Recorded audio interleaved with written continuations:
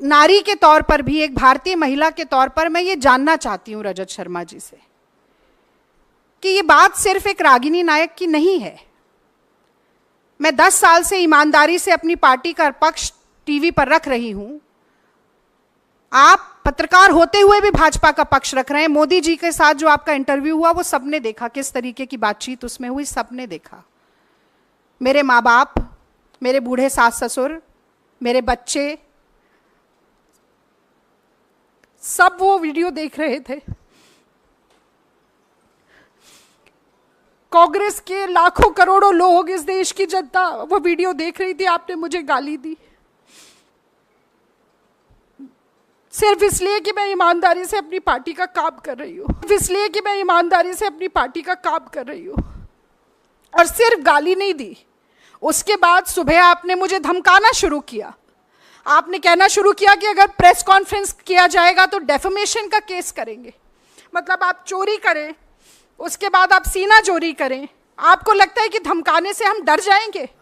और ये आंसू सिर्फ इसलिए नहीं है कि मेरा अपमान हुआ है, ये आंसू इसलिए कि आप सोचते हैं कि सत्ता का घमंड इतना है, अहंकार इतना है, आपको लगता है कि आप कुछ भी करेंगे और बच के निकल जाएंगे क्योंकि मोदी जी का हाथ आपके ऊपर है। आप गाली दें, उसके बाद आप कहें कि आप ही डेफेमेशन का केस करेंगे और कांग्रेस पार्टी पीछे हट जाएगी। मैं याद दिलाना चाहती हूं आपको रजत शर्मा जी, महात्मा गांधी ने इस देश में सबसे पहले अभय का पाठ पढ़ाया था। चंपारण में नीलहे जबरदस्ती नील की खेती कराते थे। गांधी जी ने कहा था कि सत्ता के गुरूर से डरो मत, अत्याचार से, शोषण से डरो मत। कितनी भी ताकत हो सरकार के पास, डरो मत। और मुझे लगता है कि वही आज राहुल गांधी भी चरितार्थ कर रहे हैं जब वो ये नारा देते हैं डरो मत। तो देखिए, हम डरे नहीं, आपकी गीदड़ भभकियों से नहीं डरे। सबसे पहले तो मुझे लगता है कि आपको बताना चाहिए था कि अगर आपने गाली नहीं दी तो आपने कहा क्या है, कौन से शब्दों का इस्तेमाल किया है। वो आपने नहीं किया क्योंकि न सिर्फ आपका मुखौटा हटा है बल्कि आपके मन में कितना मैल है, कितना जहर है, कितना गुस्सा, कितना क्रोध, कितनी घृणा है, वो सब आज कहीं ना कहीं बाहर आया है। तो आज विलंब हुआ, हमने सुबह 12 बजे प्रेस वार्ता रखी थी। उसके बाद ये क्रिमिनल कंप्लेंट हमने लॉन्च की है, ये आपसे हम शेयर करेंगे। 2 sections, section 294 and section 509 of the IPC.